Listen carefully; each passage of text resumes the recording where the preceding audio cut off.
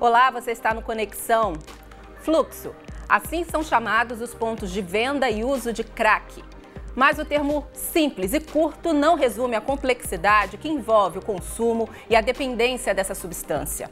O crack chegou ao Brasil nos anos de 1990 e nos últimos dias, por exemplo, a cidade de São Paulo tem registrado episódios de confronto, violência e até pedidos na justiça que permitam a internação compulsória dos usuários. É mais uma tentativa dos governos de decretar o fim da Cracolândia, que ocupa a região da Luz há mais de 20 anos. A ONU anunciou no ano passado que os usuários devem ser tratados pelo viés da saúde pública. Mas, na prática, o que vemos ainda é uma confusa legislação brasileira sobre o uso de entorpecentes, além de uma rede de tratamento fragmentada. Nós convidamos Francisco Neto, coordenador executivo do programa Álcool, Crack e Outras Drogas da Fiocruz, e também Rogério Giannini, presidente do Conselho Federal de Psicologia, para comentar a questão social do crack no Brasil. Sejam bem-vindos ao programa. Antes de iniciar a nossa conversa, eu quero exibir para vocês um documentário da Fiocruz sobre o tema. O nome é Crack Repensar. Assista com a gente. O crack é uma droga viciável? É. A cocaína é uma droga viciável? É. O álcool é uma droga viciável? É. Todo mundo é viciável? Não. Então, é a construção que se faz no ambiente social que é cruel, né? Porque o usuário é sempre aquele que tem condição de provar que tem recursos para obter a droga. E aquele que não tem como provar que tem recursos para obter a droga acaba sendo identificado como traficante. São jovens, sexo masculino, entre 18 e 29 anos, afrodescendentes, com baixa escolaridade, sem antecedentes criminais, presos com pequenas quantidades de droga, normalmente presos em flagrante, na via pública, desarmados, sozinhos.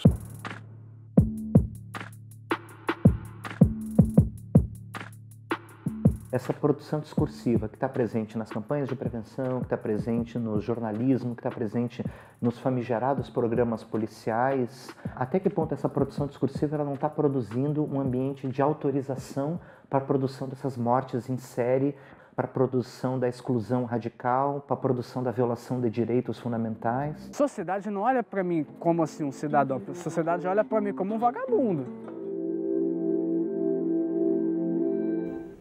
Francisco, considerando esse cenário que nós temos hoje, até que ponto a criminalização está contribuindo para a redução do consumo? Bom, já é um consenso internacional de que a criminalização do uso de drogas, dos usuários de drogas, ele tem pouquíssimo efeito na redução ou na interrupção do uso de substâncias, né? Substâncias psicoativas, como são o nome das drogas.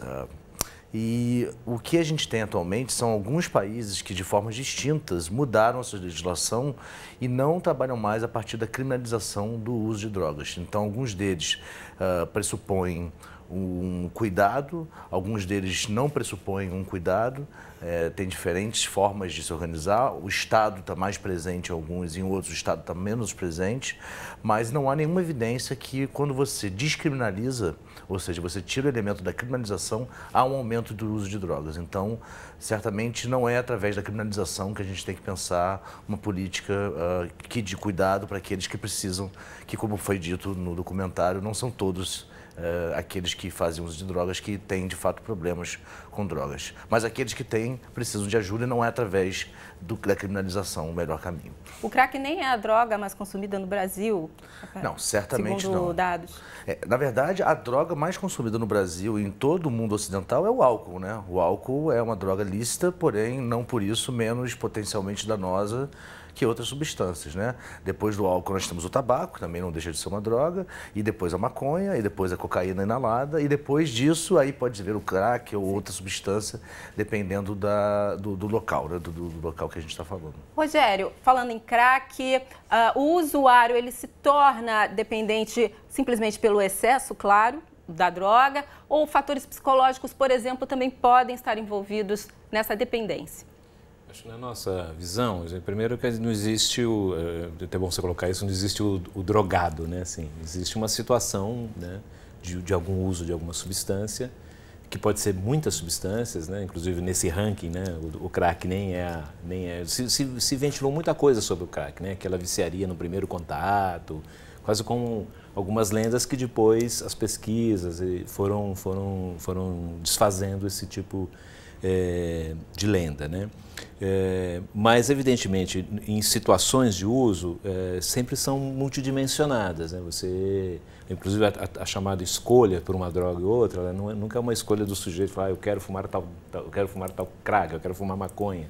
Ela tem um contexto social, do ambiente, das relações sociais que essa pessoa tem, né? Então você tem populações diferentes fazendo usos diferentes das drogas. E tem aquelas pessoas que fazem uso recreativo, etc., e outras pessoas que acabam por uma série de circunstâncias que não é centrada no sujeito, né? Mas é centrada muitas vezes no contexto social em que ela se dá, que ele vai ter um uso que é complicador da sua vida, né? Ele vai ter um uso problemático dessa substância que vai criar outros contingentes, né, sociais, de impacto no mundo do trabalho, de impacto no convívio familiar.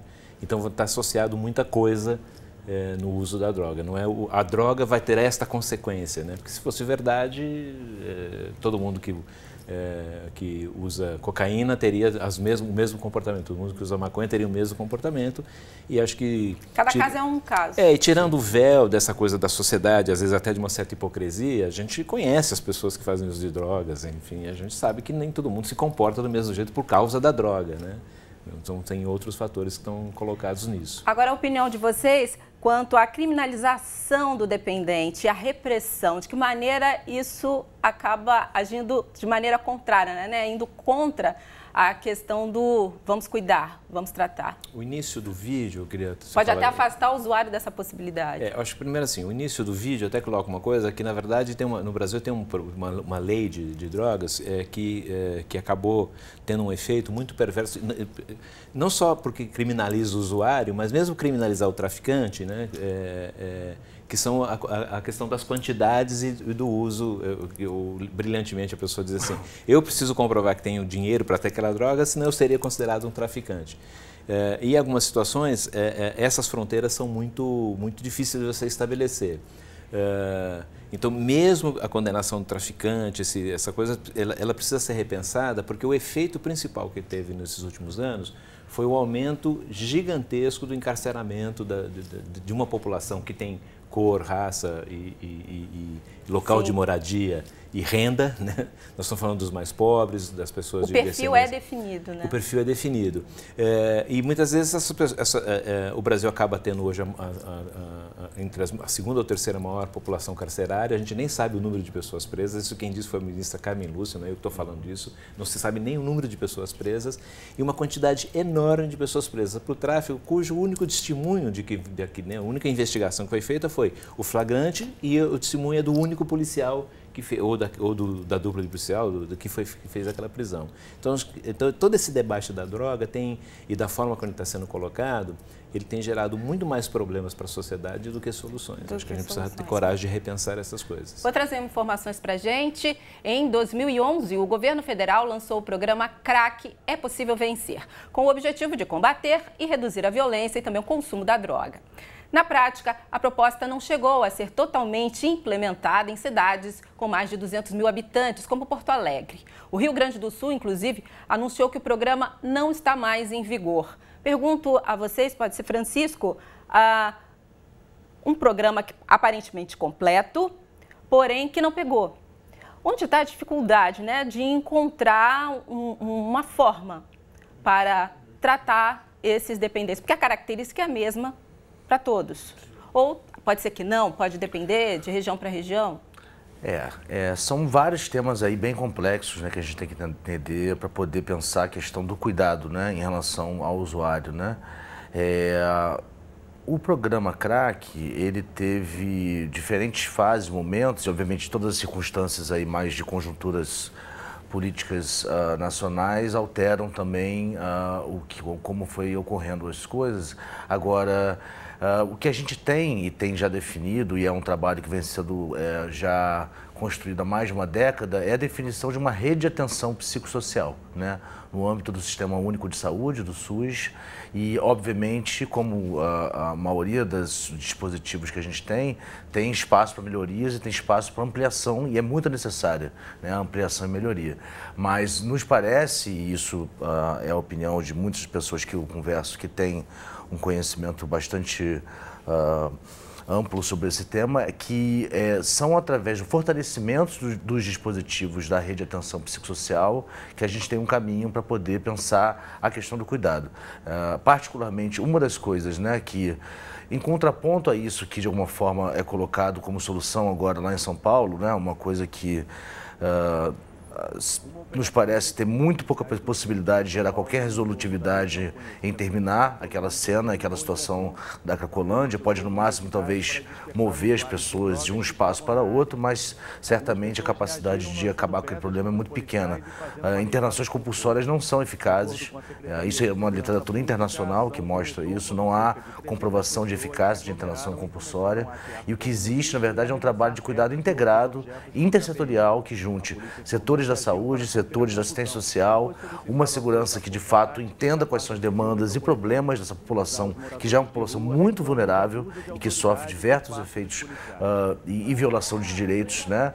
Como de fato aconteceu agora lá em São Paulo, né? Você vê cenas ali estarrecedoras de violação de direitos das pessoas, e certamente esse não é o caminho se a gente pensa no cuidado.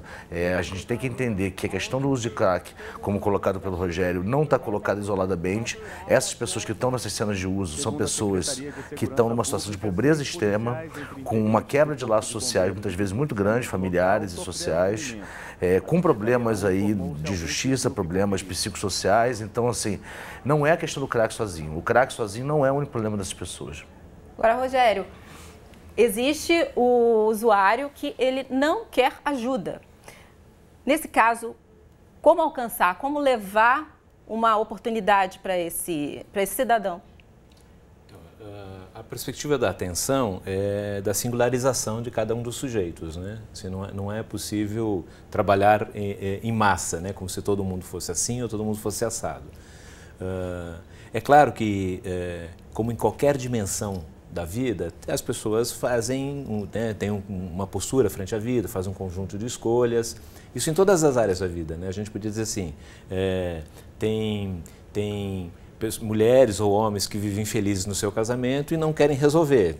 Então, assim, como é que você trabalha essa questão? Você trabalha abrindo uma escuta, você trabalha atendendo dentro da possibilidade desse sujeito e acumulando sobre a sua vida o que, digamos assim, questionando e problematizando o seu próprio jeito de estar no mundo, né? Mas eu acho que a questão da internação compulsória, ela não é só uma questão do sujeito que não quer, porque daí tem um pressuposto, quer dizer, que quem quer tratamento vai se internar. Não é verdade, porque o problema é que a internação, seja compulsória ou não compulsória, né? Porque o que a internação faz? Ela tira o sujeito do seu lugar social e trabalha na perspectiva do sujeito que se abstém do consumo daquela droga. Aquela droga ele fica cerceado do consumo daquela droga. Então desintoxica, etc, etc, etc, e depois ele faz o que com isso? Ele volta para uma dinâmica intrapsíquica, subjetiva e social, que é a mesma dinâmica que acabou desembocando no uso. Né? Então isso fica uma sanfona, vai e volta, né?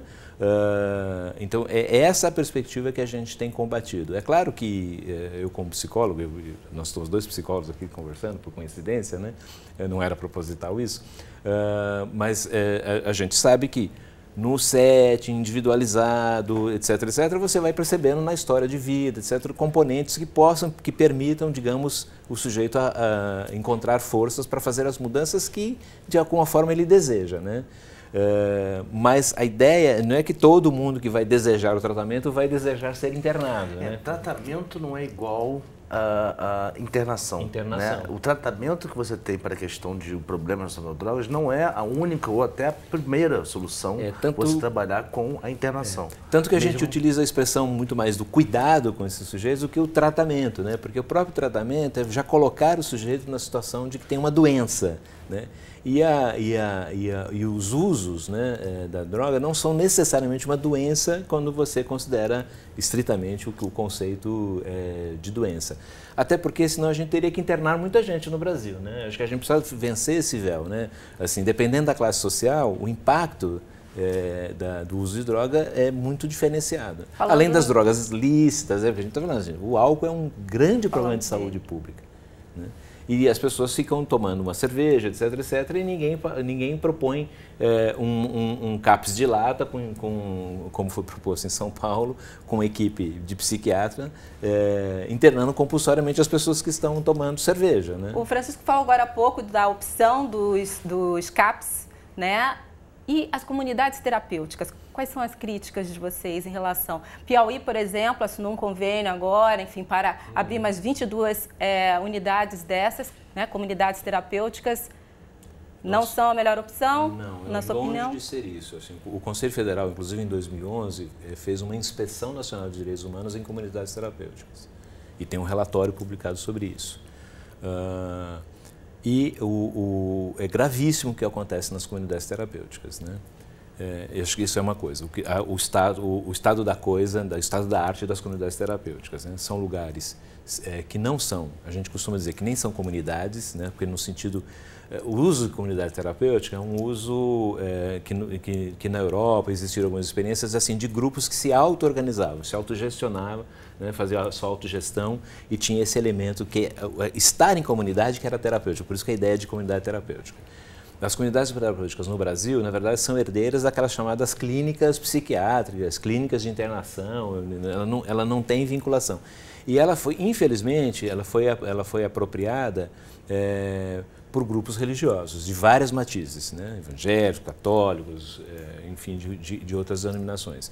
E a nossa experiência, as nossas inspeções constataram que lá não é oferecido nenhum tipo de terapêutica reconhecida, aprovada, inclusive pela psicologia, e tem um mix estranhíssimo de proposições pseudoterapêuticas, com orações, com uma série de coisas que são elementos da religiosidade, que estão na sociedade, que são válidos como religiosidade, né?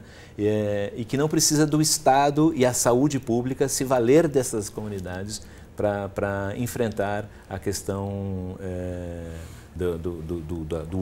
dos usos possíveis das substâncias psicoativas. Francisco, vocês acompanham o funcionamento dessas unidades, a situação? Não, eu acho que esse relatório que o Rogério citou é um relatório bem importante, né, em relação às diversas violações que foram constatadas em algumas dessas comunidades.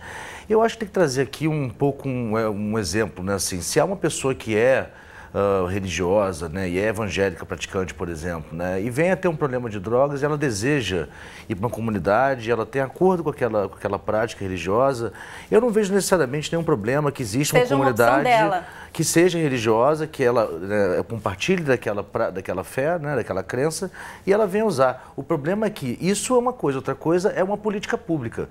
É uma política pública que tem que ser, obviamente, laica, como toda política pública. A laicidade da política não é antirreligiosa. Ela simplesmente não defende uma religião em detrimento de outra, né?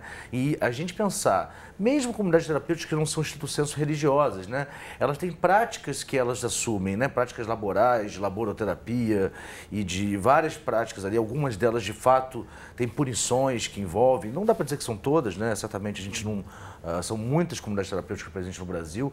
De fato, elas têm um papel social inegável, no sentido de que elas cumprem ali algum papel que é esperado pelas pessoas, então as pessoas acreditam que é através desse isolamento que se chega à abstinência, então elas têm uma demanda por essa, inegavelmente. Agora, isso, enquanto política pública, não nos parece de forma alguma ser o melhor caminho. A gente tem várias outras experiências no âmbito internacional e também já no âmbito nacional, que a gente já tem como dizer que tem uma capacidade de resposta muito mais adequada maior. relacionada à questão do uso problemático de drogas. Só eu acho que para precisar a informação, nós fizemos inspeção, lógico, não em todas as comunidades, mas em algumas comunidades e constatamos problemas gravíssimos. Isso é uma questão. A segunda, que eu acho que é em relação à comunidade terapêutica, é o modelo. Ele é a recolocação do modelo de hospícios, o modelo manicomial, para dentro da saúde mental, né? Até porque nós estamos considerando a questão do uso de substâncias psicoativas a questão como uma questão de saúde, né? E uma questão de saúde mental, né? Pensando em saúde mental como o bem-estar, o bem-viver, né? Enfim, a busca da felicidade, não só o binômio doença mental ou não doença mental, né? Então elas recolocam a questão dos manicômios, porque ela é uma medida asilar, é uma medida de exclusão da pessoa do seu convívio social. E toda a política de saúde mental no Brasil, constituída a partir da Lei Paulo Delgado, lá em 2001, ela é focada numa ideia de restituir as pessoas ao convívio social, ao convívio familiar, à reintegração na sociedade por diversas estratégias e diversos equipamentos, seja os CAPs, as comunidades, as residências terapêuticas. As unidades de acolhimento, né? As unidades de acolhimento. Nos momentos mais críticos, a internação em leito em hospital geral, em hospital comum, não em hospital psiquiátrico, porque a ideia é que o convívio social, o convívio cidadão, a restituição desse sujeito como cidadão é que é terapêutico. O que é terapêutico é cidadania. Então, em relação a qualquer coisa terapêutica, eu diria a cidadania terapêutica, né? Então, acho que a gente está caminhando para os minutos finais do programa já. Então, perfeito. Assim, a reintrodução do debate do manicômio ou não manicômio está colocado pela questão das comunidades terapêuticas, além da possível crítica de uma funcionar melhor ou uma funcionar melhor. Nós não acreditamos em bons hospícios. A gente não acha, não existe bom manicômio. Não. Né? O manicômio é ruim e a comunidade terapêutica é uma política manicomial no nosso entendimento. Mais uma informação. Vale lembrar que você pode rever todos os programas do Conexão pelo futuraplay.org. Está disponível para você sempre. Em relação à internação compulsória, nós já comentamos. Vocês querem deixar alguma mensagem final? Se eu pudesse, na verdade... Na verdade, nem mensagem, é uma crítica ao momento que vivemos hoje, às políticas que nós temos hoje. Eu acho que, assim, além de crítica, a gente tem que ser propositivo, né? Porque eu acho que, assim, né, obviamente que é sempre mais conveniente você ficar somente na crítica. E eu acho que o que a gente tem aqui de acordo certos caminhos não fazem sentido e outros caminhos fazem sentido, né? E o caminho da internação compulsória, ele é ineficaz. A grande maioria dos usuários de crack, pela pesquisa feita pela Fiocruz, coordenada pelo pesquisador Francisco Inácio Bastos, né, essa que foi concluída em 2013, evidencia que quase 80% dos usuários que estão ali nessas situações desejam tratamento, então não faz sentido, é ineficaz e é, na verdade, um jogo midiático. Você está fazendo, na verdade, um jogo que alguma parcela da população acha que, diante dessa situação de grande dificuldade que as pessoas vivem e tudo que isso implica para a sociedade, a melhor coisa é que eles não existam. Então, você faz uma certa limpeza social e resolve o problema. Infelizmente, numa sociedade democrática, num Estado democrático de direitos, não é assim que as coisas, felizmente, né? Não é assim que as coisas funcionam. Então, afirmativamente, propositivamente, o que a gente tem que fazer é ter um debate dentro desse escopo, né, democrático, que envolva os pressupostos da Declaração Internacional dos Direitos, né, universais que o ser humano tem e de todas as garantias constitucionais que as pessoas têm no Brasil e de como que a gente, de forma séria, entende um problema que é um problema realmente verdadeiro, que é o uso problemático de drogas, particularmente por pessoas em situação de grande vulnerabilidade e pobreza, e como que a gente pensa em vários mecanismos que a gente já tem experimentado com eles, que têm dado êxito e resultado. Né? E o importante é que a comunidade, a população se envolva nessa discussão também, né? Não apenas acompanhe as questões que estão acontecendo, mas também se envolva, tente se informar e opinar, que infelizmente está perto da gente, né? Sim. Também podemos, rapidamente, já estamos encerrando. Disso. Acho que, lógico, a gente, nessa data, nesse contexto, tem as questões de São Paulo que precisam ser trazidas à tona. Eu queria colocar duas questões. Uma é que existia um programa que era exitoso em São Paulo, que é o de braços abertos. Sim. A população reconhecia isso. O governo de Fernando Haddad. Teve pesquisas, inclusive pesquisas durante o processo eleitoral, que não cabe aqui discutir o processo eleitoral em si, mas que apontavam que esse era um dos programas apoiados pela população. E ele vai numa outra linha, porque ele ia exatamente na linha da redução de danos, da não internação compulsória e de permitir um mix de processos que inclusive envolvia formação profissional e trabalho que estava andando e estava funcionando.